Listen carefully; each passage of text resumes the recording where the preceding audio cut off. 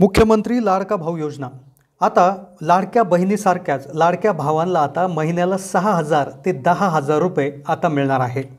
ही योजना काय आहे याविषयी मुख्यमंत्री एकनाथ शिंदे यांनी पंढरपूरमध्ये एक युवा कार्य प्रशिक्षण ही जी काही योजना आहे याची माहिती दिली।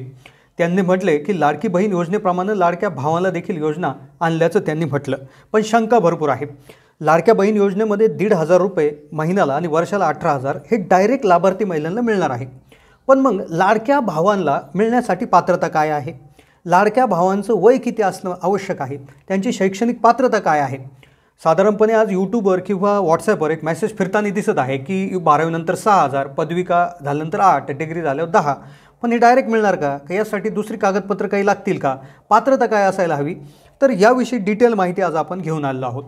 व्हिडिओमध्ये आज आपण लाडका भाऊ योजना ही खरं तर हे काही योजनेचं नाव नाही, या योजनेचं नाव दुसरंच आहे। त्या योजनेचं खरं नाव काय आहे, त्याची पात्रता काय आहे, कशा पद्धतीने तुम्हाला 6,000 ते 10,000 रुपयापर्यंत महिन्याला पैसे मिळणार आहे, काय पात्रता लागेल, कोणते डॉक्युमेंट्स लागतील, अर्ज कसा करायचा, डिटेल माहिती तुम्हाला आज मिळालेल्या माहितीनुसार मिळणार आहे। हा व्हिडिओ पाहिल्यानंतर लाडका भाऊ योजना म्हणजेच तरुणांना पैसे देणाऱ्या या योजनेसंदर्भात तुमचा कुठलाही डाऊट उरणार नाही। त्यामुळे व्हिडिओ लक्षपूर्वक तुम्ही तर पाहतच राहा, पण जास्तीत जास्त लोकांना हा व्हिडिओ शेअर करायला विसरू नका। तर राज्यातील मुख्यमंत्री एकनाथ शिंदे यांच्या सरकारच्या अर्थसंकल्पातील अर्थमंत्री अजित पवार यांनी विधिमंडळात पावसाळी अधिवेशनात लाडकी बहीण योजना ही सादर केली। यामध्ये त्याचबरोबर मुलींना मोफत शिक्षण अशा भरपूर योजना त्या ठिकाणी जाहीर झाल्या, पण त्यातच लाडका भाऊ योजनेची चर्चा होती। पण आज मुख्यमंत्री एकनाथ शिंदे यांनी पंढरपूरमध्ये परत त्याचं एकदा त्यावर सुतोवाच केलं, त्यावर माहिती दिली आणि त्यात असं समजलेलं आहे की जो 12वी विद्यार्थी झाला आहे त्याला 6,000 रुपये महिन्याला मिळणार, ज्याचा डिप्लोमा झाला आहे त्याला 8,000 आणि ज्याची डिग्री कंप्लीट झाली त्याला 10,000 रुपये, असं मुख्यमंत्री एकनाथ शिंदे म्हणाले। पण हे कसं?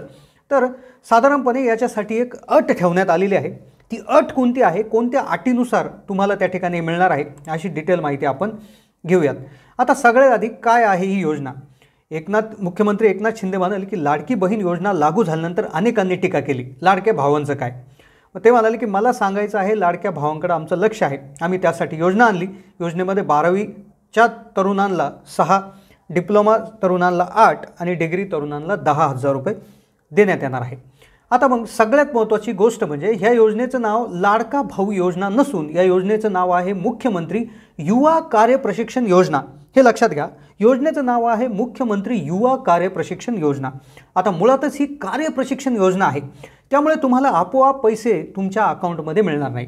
तर तुम्हाला साधारणपणे एक जो काही युवक आहे किंवा जो यामध्ये अप्लाइड जो मुलगा असेल तर त्यांनी कारखान्यामध्ये कुठल्या तरी कंपनीमध्ये त्याला अप्रेंटिसशिप करावी लागणार आहे, त्याला प्रशिक्षण घ्यावं लागणार आहे, त्याला तिथे नोकरी करावी लागणार आहे, त्याला प्रशिक्षित असं कौशल्य असलेलं मनुष्य। यामुळे होईल काय की कंपन्यांनाही माणसं मिळतील आणि जी माणसं आहेत म्हणजे जो विद्यार्थी तिथे जाऊन अप्रेंटिसशिप करेल किंवा प्रशिक्षण घेईल त्या तरुणाला त्याचा अनुभव येईल आणि ती अप्रेंटिसशिप करण्यासाठी जो पगार आहे तर तो सरकारमार्फत देण्यात येणार आहे। म्हणजेच सरकारने एका दगडात 2 पक्षी इथे मारण्याचा प्रयत्न केला आहे। म्हणजे कौशल्य विकासही होते, जे काही नवीन शिकलेली मुलं आहेत त्यांचं कौशल्य विकास होते, सगळ्यात महत्त्वाचं म्हणजे त्यांना स्किल येत आहे, त्यांना एक्सपिरियन्स येत आहे, पण त्याचबरोबर जी बेरोजगारी वाढलेली आहे तर ती बेरोजगारी देखील कमी होणार आहे। आता पास झाल्या कुठल्याही कारखान्यामध्ये कुठल्याही फॅक्टरीमध्ये तुम्ही अप्रेंटिसशिप ज्यावेळेस कराल, प्रशिक्षण ज्यावेळेस घ्याल तर त्यावेळेस तुमचा स्टायपेंड म्हणजेच विद्यावेतन हे सरकार भरणार आहे, असं एकनाथ शिंदे म्हणलं। तर असं ढोबळमानाने हे साधारणपणे या योजनेचं स्वरूप आहे। नाव लक्षात घ्या, मुख्यमंत्री युवा कार्य प्रशिक्षण योजना ही योजना आहे, लाडका भाऊ हे ऑफिशियल नाव नाही आहे। आता मुख्यमंत्री युवा कार्य प्रशिक्षण योजनेच्या पात्रतेच्या अटी कोणत्या आहेत? आता योजनेसाठी उमेदवाराचं वय 18 ते 35 वर्ष असणं बंधनकारक आहे। दुसरी अट याच्यामध्ये अशी आहे की उमेदवाराची 12वी, ITI, पदविका किंवा पदवी आणि पदव्युत्तर हे असावा।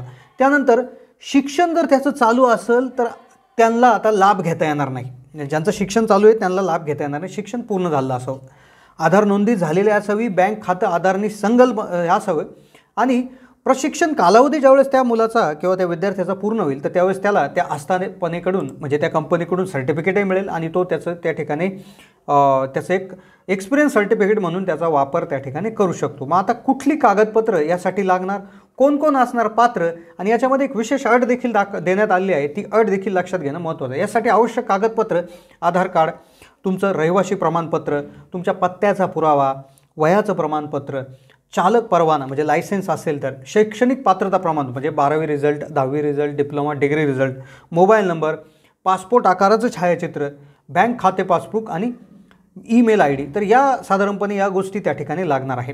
आता नेमकं याच्यामध्ये एक असा विशेष त्या ठिकाणी अट त्याच्यामध्ये टाकण्यात आली आहे की तुम्हाला प्रशिक्षण घ्यायचं आहे, कुठल्या तरी कंपनीमध्ये जाऊन तुम्हाला ॲप्रेंटिसशिप करायची आहे।